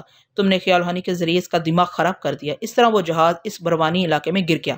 اور یہ تو ابھی کی بات ہے کہ میں تمہاری نظروں کے سامنے نہیں آیا تھا، پائلٹ روم میں چھپا ہوا تھا، مگر اس حیرت انگیز علم نے تمہیں بتا دیا کہ میں وہاں موجود ہوں، تمہاری باتیں ریکارڈ کر رہا ہوں۔ اب میں مجبور ہو کر تمہارے سامنے آ گیا ہوں۔ تم میرے دماغ کو جھٹکے پہنچا کر میرے ہاتھ سے ریوالور گرا سکتی، مجھے اور میری محبوبہ کو پاگل بنا سکتی ہو، لیکن یقین کر لو کہ اس جہاز کے پائلٹ کو اپنا اعلی کار نہیں بنا سکو گی، کیونکہ وہ اپنی آواز تمہیں نہیں سنائے گا اور نہ ہی پائلٹ روم کا دروازہ کھولے گا۔ یہ طیارہ جہاں لینڈ کرے گا وہاں اتنے مسلح جوان ہوں گے کہ تم بیک وقت تمام جوانوں کے دماغ سے نہیں کھیل سکو گی۔ وہاں تمہیں یوگا فوج کے حوالے کر دیا جائے گا۔ جب سے تمہاری خیال خوانی کے متعلق شبہ ہوا ہے تب سے سپر ماسٹر نئے سرے سے تمہاری ذات میں دلچسپی لے رہا ہے۔ اس نے حکم دیا ہے کہ ہم تمہیں گولی نہ ماریں، پہلے تمہاری خیال خوانی کی تصدیق کریں، پھر اس کے سامنے تمہیں حاضر کریں۔ اب تم سے توقع ہے کہ تم کوئی ہنگامہ نہیں کرو گی۔ میں تمہیں یقین دلاتا ہوں اب تم سزائے موت پانے کے لیے نہیں بلکہ سپر ماسٹر سے دوستی کا معاہدہ کرنے جا رہی ہو۔ اب ہمیں دوست بن کر یہ سفر طے کرنا چاہیے۔ یہ کہہ کر ماسٹر نے ریوالور کو ہولسٹر میں رکھ لیا، پھر ہمارے درمیان کافی کا دور چلنے لگا۔ میں ٹیلیپیتھی کے سلسلے میں بالکل خاموش رہی۔ میں سوچ رہی تھی کہ جب یہ لوگ غلط فہمی میں مبتلا ہیں تو کیوں نہ آئندہ بھی انہیں مبتلا رکھا جائے۔ میں تم سے مشورہ کرنے کے لیے بہت دیر سے تمہارا انتظار کر رہی تھی۔ اب بتاؤ تم کیا چاہتے ہو؟ سونیا یہ کہہ کر خاموش ہو گئی۔ میں نے کہا، سونیا تمہارے طیارے کے پائلٹ سے میں دماغی رابطہ قائم نہیں کر سکتا۔ وہ دروازہ کھول کر نہ تمہارے سامنے آئے گا، نہ اپنی آواز سنائے گا اور نہ ہی تمہارے ذریعے اس کمبخت تک میں پہنچ سکوں گا۔ میں ماسٹر اور اس کی محبوبہ کو ذہنی اذیتیں پہنچاؤں گا، تب بھی پائلٹ ان کی مدد کے لیے اسٹیئرنگ چھوڑ کر نہیں آئے گا۔ ایسی صورت میں یہ بات یقینی ہے کہ وہ تمہیں اپنی منزل تک ضرور پہنچائیں گے۔ وہاں یوگا فوج کے کئی جوان ہوں گے، وہ ٹیلیپیتھی کے اثرات سے بچتے ہوئے تمہیں سپر ماسٹر تک پہنچا دیں گے۔ اب یہی ایک راستہ رہ گیا ہے کہ ان کی غلط فہمیوں سے فائدہ اٹھایا جائے۔ فی الحال تم ٹیلیپیتھی کی ملکہ بن جاؤ۔ اب میری کوشش یہی ہوگی کہ میں تمہارے دماغ سے زیادہ دیر کے لیے دور نہ جاؤں۔ جب سپر ماسٹر کے سامنے تم جاؤ گی میں تمہاری طرف سے ٹیلیپیتھی کا ایسا مظاہرہ کروں گا کہ وہ سچ مچ تم سے دوستی کرنے پر مجبور ہو جائے گا۔ اچھا اب تم سپر ماسٹر کو مخاطب کرو، میں اس کی سوچ پڑھ کر معلوم کروں گا کہ اس نے دوستی کے متعلق کہاں تک درست کہا ہے۔ سونیا نے کہا، ماسٹر ٹوائلٹ میں گیا ہے، میں اس کی محبوبہ کو مخاطب کرتی ہوں۔ اس نے ایروسٹس کو مخاطب کیا، اور سنو تمہارا نام کیا ہے؟ وہ مسکرا کر بولی، پوچھنے کی کیا ضرورت ہے، میری سوچ پڑھ کر معلوم کر لو۔ ایروسٹس کی آواز سنتے ہی میں اس کے دماغ تک چھلانگ لگائی، پھر اس کی سوچ میں کہا، میں سونیا کو کیوں بتاؤں کہ میرا نام؟ اس کی سوچ نے بے اختیار روانی میں کہا، میریلن ہے، میریلن اسٹاک۔ میں نے سونیا کو بتا دیا۔ سونیا نے مسکرا کر اسے کہا، اچھا تو تمہارا نام میریلن اسٹاک ہے؟ میریلن نے خوشی سے تالی بجا کر کہا، ہائے سونیا یہ کتنا عجیب علم ہے، تم نے کتنی آسانی سے میرا نام معلوم کر لیا۔ سونیا نے کہا، میں ہمیشہ کسی کی سوچ نہیں پڑتی، آئندہ میرے علم کو نہ آزمانا۔ اتنے میں ماسٹر ٹوائلٹ سے آ گیا۔ میریلن نے کہا، ماسٹر موزیل، ابھی سونیا نے میری سوچ پڑھ کر میرا نام بتایا ہے۔ ماسٹر موزیل مسکراتے ہوئے ایک سیٹ پر بیٹھ گیا، پھر ایک سگریٹ نکال کر سلگاتے ہوئے بولا، اسی صلاحیت کے باعث سونیا ہماری تنظیم میں پھر مادام بننے والی ہے۔ یہ کہہ کر اس نے سگریٹ کا ایک کش لگایا۔ اس کی سوچ کہہ رہی تھی، میں نے سونیا کی چھپی ہوئی صلاحیت کو ظاہر کر کے ایک اچھا کارنامہ انجام دیا ہے، تنظیم میں میرا ریکارڈ بہتر ہوتا جا رہا ہے۔ یہ تو یقینی بات ہے کہ سپر ماسٹر سونیا کی صلاحیت سے فائدہ اٹھانے کے لیے پھر اسے مدام کا عہدہ دے گا۔ یہ ٹیلیپیتھی بہت ہی خطرناک چیز ہے، میں تو بھول ہی گیا، کہیں یہ سونیا میری سوچ تو نہیں پڑ رہی۔ اس نے چونک کر سونیا کی جانب دیکھا۔ میں نے سونیا کی سوچ میں کہا۔ وہ فوراً مسکرا کر بولی، ماسٹر گھبراؤ نہیں، اب میں تمہاری سوچ نہیں پڑھوں گی۔ ماسٹر موزیل جھینپ کر مسکرانے لگا۔ میں نے سونیا سے کہا، ابھی ماسٹر سنجیدگی سے سوچ رہا تھا کہ سپر ماسٹر تمہیں پھر سے مادام بنائے گا۔ اب تم اطمینان سے سفر کرو اور اسے پوچھو کہ یہ طیارہ کب منزل پر پہنچے گا۔ سونیا نے ماسٹر سے پوچھا۔ اس نے اپنی رسٹ واچ دیکھتے ہوئے کہا، میرے اندازے کے مطابق ہم 3 گھنٹے کے اندر وہاں پہنچ جائیں گے۔ کیا تمہیں بھوک لگ رہی ہے؟ چمنیری نے دور سے کہا، ماسٹر کھانے کی بات مجھ سے پوچھو۔ کیا بھنا ہوا مسلم بکرا مل سکے گا؟ اس کی فرمائش پر سبھی کہکے لگانے لگے۔ میں نے کہا، سونیا 3 گھنٹے تک تم اطمینان سے رہو گی، اس لیے مجھے اجازت دو، اس دوران میں تمہاری خبر لیتا رہوں گا۔ میں سے رخصت ہو کر سمندر کے کنارے نمودا کے ہٹ میں آ گیا۔ باہر لہروں کا شور سنائی دے رہا تھا۔ میرے کمرے میں پرسکون خاموشی تھی۔ دوسرے کمرے سے بھی آواز نہیں آ رہی تھی۔ میں نے نمودا کی سوچ پڑھی۔ پتہ چلا کہ وہ میرے کمرے کے باہر دیوار سے لگا کھڑا ہے۔ دیواریں بانس کی کھچیوں سے بنائی گئی تھی اور وہ ایک چھوٹے سوراخ سے کمرے میں جھانک کر مجھے دیکھ رہا تھا اور سوچ رہا تھا۔ یہ بہت دیر سے بستر پر ساکت بیٹھا ہوا سامنے والی دیوار کو گھور رہا ہے، ذرا بھی حرکت نہیں کر رہا۔ کیا یہ کسی عمل میں مصروف ہے؟ واقعی میں بہت دیر سے بستر پر ساکت و جامد تھا، سوچ کے ذریعے سونیا کے ساتھ طیارے میں سفر کر رہا تھا اور یہ بھول گیا تھا کہ نمودا وغیرہ مجھے اس حال میں دیکھ کر میرے متعلق شبہ میں مبتلا ہو سکتے ہیں۔ بہرحال میں نمودا کے دماغ میں موجود تھا۔ وہ میرے کمرے کی دیوار سے دور ہٹ کر دوسرے کمرے میں چلا گیا۔ وہاں اس کا ساتھی چائے پی رہا تھا۔ اس نے پوچھا، منزہ کہاں ہے؟ وہ ساحل پر چہل قدمی کے لیے گئی ہے۔ یہ بتاؤ فرحات کیا کر رہا ہے؟ نمودا نے تشویش بھرے لہجے میں کہا، یہ شخص بہت ہی پراسرار ہے۔ میں 20 منٹ تک چھپ کر اسے دیکھتا رہا۔ مجھے یوں لگا کہ وہ مراقبے میں ہے اور کوئی عمل کر رہا ہے۔ نمودا، یہ گہرا آدمی ہے، ہم سے بہت کچھ چھپا رہا ہے۔ ہو سکتا ہے کہ وہ اپنے کمرے میں ٹیلی پیتھی کا کوئی عمل کر رہا ہو، لیکن وہ تو کہتے ہیں کہ موم بتی کے بغیر وہ عمل نہیں ہوتا۔ شاید اس نے ہمیں بے وقوف بنایا ہو۔ نمودا نے غصے سے کہا، اگر وہ بے وقوف بنا رہا ہے تو میں اسے زندہ نہیں چھوڑوں گا۔ اس کے ساتھی نے چاقو نکال کر اسے دیتے ہوئے کہا، اس سے پہلے کہ وہ ہمیں بے وقوف بنا کر کسی مصیبت میں مبتلا کرے، اسے ٹھکانے لگا دینا چاہیے۔ نمودا چاقو ہاتھ میں لے کر سوچنے لگا۔ فرحات اپنی خاموشی اور تابعداری کے پیچھے یقیناً کوئی گہری چال چل رہا ہوگا۔ ہو سکتا ہے وہ منزہ سے بہت زیادہ غیرت مند بھائی بن کر محبت نہ کرتا ہو، صرف ہمارے پاس وقتی طور پر چھپ کر رہنے کے لیے بھائی بہن کی محبت کا ناٹک کھیل رہا ہو۔ مجھے اس خطرے کو نہیں پالنا چاہیے۔ میں اس کی سوچ کو پڑھ رہا تھا۔ میں نے اکثر یہ دیکھا ہے کہ لوگ میری ٹیلی پیتھی کے متعلق سوچتے وقت یہ بھول جاتے ہیں کہ فرحات ان کی سوچ پڑھ رہا ہوگا، یا تو وہ خود کو اسپیشل قسم کی چیز سمجھتے ہیں جن کے دماغ تک میں پہنچ نہیں سکتا، یا پھر آپ سوچ کی روانی میں بہ جاتے ہیں۔ دماغی سوچ میں اتنی قوت ہے کہ انسان خیالوں میں ڈوب کر اپنے آس پاس کی دنیا سے غافل ہو جاتا ہے۔ میں نے نمودا کی سوچ میں کہا، واقعی فرحات کا زندہ رہنا میرے لیے خطرناک ہے، اس کی ٹیلی پیتھی کی ایسی کی تیسی۔ اس کی سوچ نے کہا، صرف ایک بات کا افسوس ہوگا کہ میں اس کی ٹیلی پیتھی کے ذریعے دولت حاصل نہیں کر سکوں گا۔ وہ مجھے قتل کرنے سے ہچکچا رہا تھا، لیکن میں چاہتا تھا کہ وہ میرا قاتل بن جانے کا فیصلہ کر لے۔ میں اسے سوچ کے ذریعے بھڑکاتا رہا۔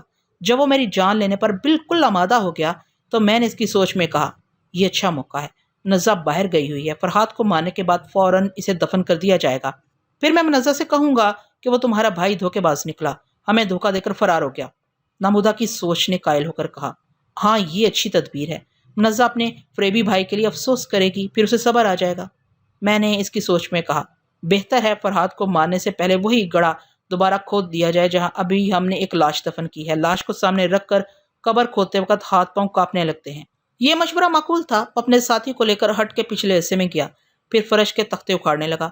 میں نے منزہ کے دماغ میں جھانک کر دیکھا، اس کی سوچ اجنبی تھی، اس کے باوجود اس کے ماحول کا پتہ چل گیا۔ وہ ساحلی ریسٹورنٹ میں بیٹھی چائے پی رہی تھی اور سمندر کا نظارہ کر رہی تھی۔ وہ بیچاری کبھی سوچ بھی نہیں سکتی تھی کہ اس کا شوہر اس کے بھائی کے لیے قبر کھود رہا ہے۔ جب لکڑی کے تختوں کے نیچے قبر تیار ہو گئی تو نمودا اپنے ساتھی کے ساتھ تختوں کے اوپر ہٹ کے فرش پر آ گیا۔ اس نے کہا، فرحات شہزور معلوم ہوتا ہے، شاید میں چاقو سے اسے ہلاک نہ کر سکوں، لیکن شوٹ کرنا بھی مناسب نہیں ہے، بار بار ہمارے ہٹ سے فائرنگ کی آواز باہر جائے گی تو لوگوں کو شبہ ہوگا۔ اس کے ساتھی نے کہا، پھر کیا کیا جائے؟ میں نمودا کے دماغ میں بیٹھ گیا۔ پھر میں نے جو کہا اس نے وہی کیا۔ وہ ایک قدم آگے بڑھ کر اپنے ساتھی سے بولا، ہم دونوں اس کے پاس جائیں گے، تم پیچھے سے اسے پکڑ لینا، میں آگے سے، اس طرح اس کے سینے میں چاقو گھونپ دوں گا۔ اس نے دوسرا قدم آگے بڑھا کر چاقو گھونپنے کا عملی نمونہ دکھایا۔ اس کے ساتھی کے دیدے پھیل گئے اور وہ ایک ہچکی لے کر فرش پر گرا، دوسری ہچکی تک تڑپتا رہا، تیسری ہچکی میں وہ ٹھنڈا پڑ گیا۔ چند لمحوں تک نمودا کی سمجھ میں نہیں آیا کہ اس کی آنکھوں کے سامنے کیا ہو چکا ہے اور اس کے ہاتھوں سے کیسے ہوا ہے۔ پھر اسے یقین ہو گیا کہ اس نے اپنے ہاتھوں سے اپنے ساتھی کو ہلاک کیا ہے۔ وہ دونوں ہاتھوں سے سر تھام کر دیوار کے سہارے کھڑا ہو گیا۔ میں نے کمرے سے باہر آ کر پوچھا، بیٹے نمودا کیا سوچ رہے ہو؟ اب اس لاش کو فوراً چھپاؤ۔ اس نے چونک کر مجھے دیکھا، پھر غصے میں میری طرف بڑھنے لگا۔ میں تمہیں مارنا چاہتا تھا، اب بھی میں تمہیں میں نے اس کے دماغ کو ایک جھٹکا دیا۔ وہ لڑکھڑا کر فرش پر گر پڑا۔ اٹھو، تم ٹیلیپیتھی کے کمالات دیکھنا چاہتے تھے، میں دکھا رہا ہوں۔ وہ بے یقینی سے دیکھنے لگا۔ وہ سوچ رہا تھا کہ کیا ٹیلیپیتھی ایسی ہوتی ہے؟ مجھے یقین نہیں آ رہا ہے۔ میں نے کہا، ابھی یقین دلاتا ہوں۔ دیکھو، تم فرش پر بیٹھے ہو، ابھی ایک جھٹکے سے اٹھ کر کھڑے ہو جاؤ گے۔ میری مرضی کے مطابق اس کے دماغ نے کھڑے ہونے کے لیے کہا۔ وہ بے اختیار کھڑا ہو گیا۔ میں نے کہا، اب تم کلا بازی کھاؤ گے؟ اس نے دوسرے ہی لمحے کلا بازی کھائی۔ تیسری بار دماغ کے حکم پر اس نے دیوار سے سر کو ٹکرایا اور اس نے گھبرا کر گڑ گڑا کر التجا کی، فور گاڈ سیک مجھے معاف کر دو ورنہ میں پاگل ہو جاؤں گا۔ میں نے کہا، پھر جلدی سے اٹھو اور اس لاش کو دفن کرو۔ وہ فوراً میرے حکم کی تعمیل کرنے لگا۔ میں نے کہا، یہاں جتنے ریوالور، چاقو، رائفلیں ہیں، وہ تمام چیزیں بھی لاش کے ساتھ دفن کر دو۔ میں کوئی ہتھیار پسند نہیں کرتا۔ وہ ہتھیار جمع کرنے کے لیے دوسرے کمروں میں گیا۔ اس کے دماغ میں یہ بات آئی کہ چھپ کر مجھ پر فائر کرے۔ میں نے کہا، نمودہ، فائر کرنے کی حماقت نہ کرنا، میں تمہاری سوچ پڑھ رہا ہوں۔ اس کے ہاتھ پاؤں ڈھیلے پڑ گئے۔ وہ خوف سے کانپتا ہوا بولا، معاف کر دو، اب تمہارے خلاف نہیں سوچوں گا۔ اس نے تمام ہتھیار لا کر گڑے میں ڈال دیے۔ جس طرح انسان دوسروں سے چھپ کر کوئی کام کرتا ہے، اس طرح نمودہ کی چھپی ہوئی سوچ کہہ رہی تھی کہ اس نے اپنے سوٹ کیس میں ایک ریوالور چھوڑ دیا ہے۔ میں نے کہا، بیٹے جاؤ اور سوٹ کیس سے وہ ریوالور نکال کر لاؤ۔ وہ گھبرا کر مجھے دیکھنے لگا، پھر دوڑتا ہوا کمرے میں گیا اور سوٹ کیس سے ریوالور لا کر اس گڑے میں ڈال دیا۔ پھر نیچے اتر کر گڑے کی مٹی برابر کی، اوپر آ کر فرش کے تختوں کو ان کی جگہ جما کر رکھا۔ اس کے بعد جھاڑو اور پانی لے کر فرش کو دھونے لگا۔ میں نے کہا، تمہارے دو ساتھی جو شہر گئے تھے، ان کی جیپ کار پہاڑی راستے سے بھٹک کر سمندر میں گر گئی، اب وہ دونوں کبھی واپس نہیں آئیں گے۔ وہ پھر خوفزدہ نظروں سے مجھے دیکھنے لگا۔ میں نے اسے حقارہ سے دیکھتے ہوئے کہا، فرحات زندہ ہے، اس راز کو جاننے والا کوئی شخص زندہ نہیں رہ سکتا۔ میں نے تمہارے 4 ساتھیوں کو ٹھکانے لگا دیا، اب ایک رازدار تم رہ گئے ہو۔ بتاؤ کیسی موت پسند کرتے ہو؟ وہ دونوں ہاتھ جوڑ کر میرے قدموں پر گر پڑا۔ مجھے معاف کر دو، میں تمہاری بہن کا سہاگ ہوں، اسی لیے تم ابھی تک سانس لے رہے ہو۔ چلو، میں تمہیں اتنی رعایت دیتا ہوں کہ تمہیں اپاہج بنا دیتا ہوں، ایسی صورت میں بھی میری بہن کا سہاگ سلامت ہی رہے گا۔ وہ ایک دم سے گڑ گڑا کر میرے قدموں پر سرکنا چاہتا تھا۔ میں نے اس کے دماغ کو ایک جھٹکا پہنچایا۔ وہ آپ ہی آپ سیدھا ہو کر بیٹھ گیا۔ میں نے کہا، میرے قدموں پر سر نہ رکھو، خدا کو پہچانتے ہو تو صرف اسی معبود کے آگے جھکو۔ میں تمہیں ایک شرط پر معاف کر سکتا ہوں، میں ہر شرط مان لوں گا، میں تمہارا غلام ہوں۔ میں نے ہنستے ہوئے کہا، ہم سب تاج کے 52 پتے ہیں، حالات کی ہر چال پر بادشاہ اور غلام کے پتے اپنی جگہ بدلتے رہتے ہیں۔ میری شرط یہ ہے کہ آئندہ تم کبھی میرے خلاف نہ سوچنا۔ میں تمہیں وارننگ نہیں دوں گا، تمہاری دشمن سوچ کو پڑھتے ہی تمہیں اپاہج بنا دوں گا۔ ایسا ظلم نہ کرو فرحات، دیکھو تمہارا دماغ بہت بڑا ہے، تم سمجھ سکتے ہو کہ انسان کے دماغ میں اکثر غلط سوچیں آتی ہیں، وہ ایسی سوچوں کو دماغ سے نکالنے کی کوشش کرتا ہے۔ تم مجھے بھی موقع دیا کرو کہ میں دیانتداری سے تمہارے خلاف پیدا ہونے والی سوچوں سے لڑتا رہوں۔ وہ درست کہہ رہا تھا، اکثر شریف انسانوں کے دماغ میں بھی یہ باتیں آتی ہیں کہ ہم اپنے دشمن کو قتل کر دیں، مگر وہ ایسی باتوں کو دماغ سے نکال دیتے ہیں۔ میں نے کہا، اچھی بات ہے، جب تک تم ان مخالف سوچوں سے لڑتے رہو گے میں تمہیں کچھ نہیں کہوں گا، مگر ان سوچوں سے ہار کر جس گھڑی دشمن بنو گے وہ تمہارے لیے قیامت کی گھڑی ہوگی۔ میری توبہ، میں یہ نہیں جانتا تھا کہ ٹیلیپیتھی اتنی خطرناک چیز ہے۔ میری کھوپڑی کے اندر دماغ کھل کر رہ گیا ہے۔ آپ اٹھ کر کھڑے ہو جاؤ، منزہ ریسٹورنٹ میں بیٹھی ہوئی ہے، ایسے کہو تمہارے 2 ساتھی جو شہر گئے ہیں ان کا اب تک کوئی پتہ نہیں ہے، تیسرا ساتھی ہمیں اچانک چھوڑ کر کہیں چلا گیا ہے، اس لیے اب تم ضروری سامان لانے شہر جا رہے ہو۔ کیا مجھے شہر جانا ہوگا؟ کیا نہیں جاؤ گے؟ جاؤں گا، تم حکم دو گے تو ضرور جاؤں گا۔ تمہارے لیے میک اپ کا سامان، چینی زبان سیکھنے کے لیے کاپی قلم اور نئے لباس جوتے لے آؤں گا۔ تمہارے پاس رقم نہ ہو تو مجھ سے امریکن ڈالر لے لو۔ میرے پاس 1000 برطانوی پاؤنڈز ہیں، یہاں کے دکاندار برطانوی کرنسی لے لیتے ہیں۔ ہم باتیں کرتے ہوئے ہٹ کے باہر آئے۔ نمودہ نے کہا، ایک بات تو میں بھول ہی گیا، اب ہمارے پاس جیپ کار نہیں ہے، میں شہر کیسے جاؤں گا؟ میں آس پاس دور دور تک دیکھنے لگا۔ منزہ واپس آ رہی تھی۔ میں نے کہا، یہاں تو بے شمار ہٹس ہیں، ان میں سبھی دولت مند رہتے ہوں گے، نئے اور پرانے ماڈل کی گاڑیاں بھی نظر آ رہی ہیں، اور میں تمہاری گاڑی کا انتظام کر دیتا ہوں۔ ہم آگے بڑھے، منزہ ہمارے قریب آ گئی، پھر وہ نمودہ کے ساتھ آگے آگے چلنے لگی۔ وہ دونوں مقامی زبان میں گفتگو کر رہے تھے۔ میں ننگے پاؤں ریت پر چل رہا تھا۔ سمندر کی لہریں ہنستی کھیلتی آ کر میرے قدموں سے لپٹ رہی تھیں، پھر پرسکون ہو کر واپس جا رہی تھی۔ بہت عرصے سے میں نے سمندر کے پانی سے غسل نہیں کیا تھا، اب اس کی موزوں لہروں سے کھیلنے کی خواہش ہو رہی تھی۔ نمودہ نے پلٹ کر کہا، فرحات یہ منزہ ضد کر رہی ہے، کہتی ہے کہ میرے ساتھ شہر جائے گی۔ میری بہن کی ضد پوری کرو، شہر لے جاؤ، اس کی بھی تفریح ہو جائے گی۔ لیکن اب دوپہر ہو چکی ہے، واپسی میں رات ہو جائے گی۔ کوئی بات نہیں، آج رات منزہ کی ماں کے ہاں گزار لینا، صبح واپس آ جانا۔ نمودہ نے بے یقینی سے مجھے دیکھتے ہوئے پوچھا، کیا تمہیں مجھ پر اتنا بھروسہ ہے؟ کیا تم یہ نہیں سوچتے کہ کل صبح تک مجھے تم سے بہت دور بھاگ جانے کا موقع مل جائے گا؟ وہ کم بہت ٹیلی پیتھی کے متعلق اس حد تک نہیں جانتا تھا کہ سوچ کی لہریں دنیا کے آخری سرے تک اس کا پیچھا کر سکتی ہیں۔ میں نے کہا، نامودہ میں جانتا ہوں تم دل کے بہت اچھے ہو، میں تم پر اندھا اعتماد کرتا ہوں۔ اس نے ہوش ہو کر میرے بازو کو تھام لیا۔ فرحات، میں تمہارے اعتماد کو کبھی ٹھیس نہیں پہنچاؤں گا۔ کل صبح تک منزہ کے ساتھ واپس آ جاؤں گا، لیکن گاڑی کا انتظام کیسے کرو گے؟ تم منزہ سے باتیں کرو، میں ابھی آتا ہوں۔ میں نے چھوڑ کر آگے بڑھ گیا۔ سب سے پہلے میں نے سونی کی خیریت معلوم کی۔ وہ چمنیری اور شیلا کے ساتھ ہنس بول رہی تھی۔ ان کا سفر جاری تھا۔ میں پھر اپنی طرف لوٹ آیا۔ ایک ہٹ کے سامنے سرخ رنگ کی کار کھڑی تھی۔ تو خوش پوش دولت مند اس میں بیٹھ کر کہیں جانے والے تھے۔ میں نے قریب پہنچ کر عاجزی سے پوچھا، کیا مجھے شہر تک لفٹ مل سکتی ہے؟ دونوں نے مجھے گھور کر دیکھا، پھر ایک نے انکار کرتے ہوئے کہا، سوری۔ وہ کار میں بیٹھ گئے۔ میں نے کھڑکی پر جھک کر رازدارانہ انداز میں کہا، آپ نے میرا مطلب نہیں سمجھا، میں اپنے لیے نہیں کہہ رہا ہوں، ایک نہایت ہی حسین لڑکی ہے، آپ چاہیں تو وہ آپ کے ساتھ۔ میں نے بات ادھوری چھوڑ دی۔ دونوں نے منی خیز انداز میں ایک دوسرے کو دیکھا، پھر ایک نے پوچھا، کیا تم سپلائی کرتے ہو؟ میں نے ہچکچاتے ہوئے سر کو جھکا کر کہا، یس جناب، آپ جیسے مہربانوں کی خدمت کرتا ہوں۔ آپ یقین کریں ایسی حسین چیز آپ نے پہلے کبھی نہیں دیکھی ہوگی۔ کہاں ہے؟ دونوں نے بڑے اشتیاق سے پوچھا۔ ابھی آ جائے گی۔ کیا آپ اسے شہر لے جائیں گے؟ ہاں، اسے لے آؤ۔ اتنے میں سامنے والے ہٹ سے ایک نوجوان لڑکی نے پوچھا، ڈیڈی آپ ابھی تک نہیں گئے؟ کار کے اسٹیئرنگ پر بیٹھے ہوئے شخص نے کہا، بیٹی بس اب جا رہا ہوں۔ پھر اس نے مجھ سے کہا، آؤ گاڑی میں بیٹھ کر چلو، پہلے ہم دیکھیں گے کہ وہ کیسی ہے۔ میں نے کہا، دیکھنا کیا ہے، بس آپ کی بیٹی جیسی ہے۔ کیا آپ بکتے ہو؟ بکتا نہیں، عرض کرتا ہوں، آپ اتنی حسین بیٹی رکھ کر دوسرے کی بیٹی کو پہلو میں بٹھا کر کیوں لے جانا چاہتے ہیں؟ دیکھیے نا اپنی چیز تو۔ میری بات پوری ہونے سے پہلے ہی وہ کار اسٹارٹ کر چکا تھا۔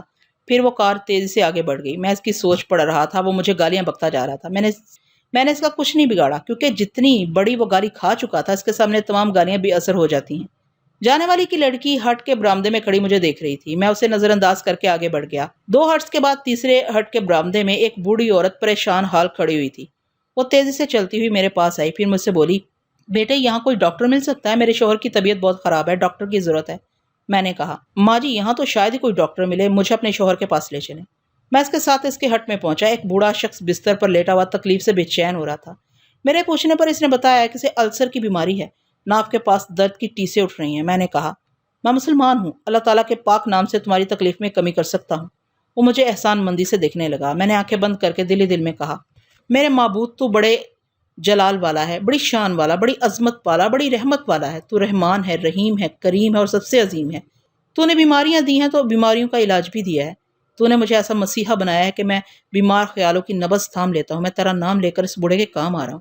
یہ کہہ کر میں نے اس بوڑھے کے دماغ سے رابطہ قائم کیا۔ کوئی بھی جسمانی تکلیف ہو، اس تکلیف کو دماغ محسوس کراتا ہے۔ اگر دماغ بے حس ہو جائے تو تکلیف کا احساس بھی ختم ہو جاتا ہے۔ یہی وجہ ہے کہ ایسی حالت میں ڈاکٹر نیند کا انجیکشن دے کر مریض کو سلا دیتے ہیں۔ میں اسے خیال خوانی کا انجیکشن لگانے لگا، اس کے دماغ کو اپنی گرفت میں لے کر اس کی سوچ میں کہنے لگا، مجھے تکلیف ہو رہی ہے مگر اب کم ہے، ہاں پہلے سے ذرا کم ہے، لیکن میرا سر کیوں چکرا رہا ہے اور ایسا لگ رہا ہے جیسے یہ کمرہ گھوم رہا ہے۔ اس کا سر ہولے ہولے چکرا رہا تھا۔ اس نے آنکھیں بند کر لی۔ میں نے کہا، ہاں مجھے آنکھیں بند کرنا چاہیے، شاید نیند آ رہی ہو۔ ہاں نیند آ رہی ہے، میرے ہاتھ پاؤں ڈھیلے پڑ گئے ہیں، میں ہوا کی طرح ہلکا ہو گیا ہوں۔ میں سو رہا ہوں 0 9 7 6 5 4۔ وہ سو گیا۔ میں نے بوڑھی عورت کو کمرے سے باہر آنے کا اشارہ کیا، پھر باہر آ کے سے کہا، آپ کے شوہر سکون سے سو رہے ہیں، السر کی بیماری میں انہیں دوائیں ساتھ رکھنی چاہیے۔ ہم دوائیں لائے تھے، ان میں سے کچھ ختم ہو گئی۔ بیٹا تم نے تو کمال کر دیا، تمہارا اسلام مذہب ہے یا جادو؟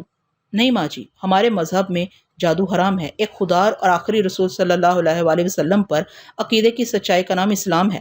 بیٹے شہر میں میرا بیٹا ڈاکٹر ہے، وہی اپنے باپ کا علاج کرتا ہے، مجھے کار چلانی نہیں آتی، ورنہ میں اسے بلا کر یہاں لے آتی۔ ماں جی میری بہن اور بہنوئی شہر جانا چاہتے ہیں، آپ انہیں اپنے بیٹے کا پتہ بتا دیں، اگر آپ مجھ پر بھروسہ کریں تو وہ آپ کی گاڑی لے جائیں گے، پھر آپ کا بیٹا اس گاڑی میں یہاں چلا آئے گا۔ بیٹے تم تو فرشتہ بن کر آئے ہو، میں تم پر بھروسہ نہیں کروں گی تو پھر کس پر کروں گی؟ جاؤ اپنی بہن اور بہنوئی کو بلا کر لاؤ۔ میں نے دور کھڑے ہوئے نمودہ کو اشارہ کیا، وہ منزہ کے ساتھ آنے لگا۔ ماں جی نے کہا، کون سے ہٹ میں رہتے ہو؟ 16 نمبر کے ہٹ میں۔ ارے وہ ہٹ ہمارا ہی ہے، ہم نے نمودہ نام کے آدمی کو کرائے پر دیا ہوا ہے۔ ہاں یہ جو اپنی بیوی کے ساتھ آ رہا ہے یہی ہمارا کرایہ دار ہے۔ منزہ اور نمودہ قریب آ گئے۔ ماں جی نے منزہ سے کہا، بیٹی مجھے نہیں معلوم تھا کہ یہ فرشتہ تمہارا بھائی ہے، تم میری گاڑی لے جاؤ۔ پھر وہ نمودہ کو اپنے ڈاکٹر بیٹے کا پتہ بتانے لگی۔ تھوڑی دیر بعد نمودہ منزہ کے ساتھ گاڑی میں بیٹھ کر چلا گیا۔ میں نے کہا، ماں جی میں جا رہا ہوں، یہیں آس پاس رہوں گا، آپ کے شوہر کو کوئی تکلیف ہو مجھے فوراً بلا لیں۔ میں جانے لگا تو اس نے کہا، اب میں ہٹ کا کرایہ نہیں لوں گی، تم میرے بہت اچھے بیٹے ہو۔ میں مسکرا کر شکریہ ادا کرتا ہوا دور نکل گیا۔ ریسٹورنٹ کے سامنے پہنچ کر خیال آیا کہ دوپہر کے کھانے کا وقت ہو چکا ہے۔ بھوک لگ رہی تھی، اس لیے میں ریسٹورنٹ کے لان میں ایک میز کے پاس آ کر بیٹھ گیا۔ بیرے نے آ کر مینو سامنے رکھا، میں نے اسے کھول کر کھانے کا انتخاب کیا۔ وہ آرڈر لے کر چلا گیا۔ میرے سامنے آسمان کے آخری کنارے کو سمندر چھو رہا تھا۔ بڑی ہی لطیف اور سبک ہوائیں چل رہی تھیں۔ دور دور تک ناریل کے قداور درخت جھوم رہے تھے۔ مرد، عورتیں اور بچے ناریل توڑ کر اس کا ٹھنڈا میٹھا پانی پی رہے تھے۔ انگریز، جاپانی اور چینی دوشیزائیں صرف انڈرویئر اور بریزیئر پہنے سمندر کی لہروں سے کھیل رہی تھیں۔ کچھ لوگ ملٹی کلر کی چھتریوں کے سائے میں پکنک منا رہے تھے۔ میری آنکھوں کے سامنے بڑا ہی رنگین اور رومانی منظر تھا، اور ایسے رومان پرور ماحول میں بالکل تنہا تھا۔ میں نے تنہائی سے بھاگ کر سونیا کو پکارا۔ وہ طیارے میں بخیریت تھی اور میں ہزاروں میل کی دوری سے اسے چھو نہیں سکتا تھا۔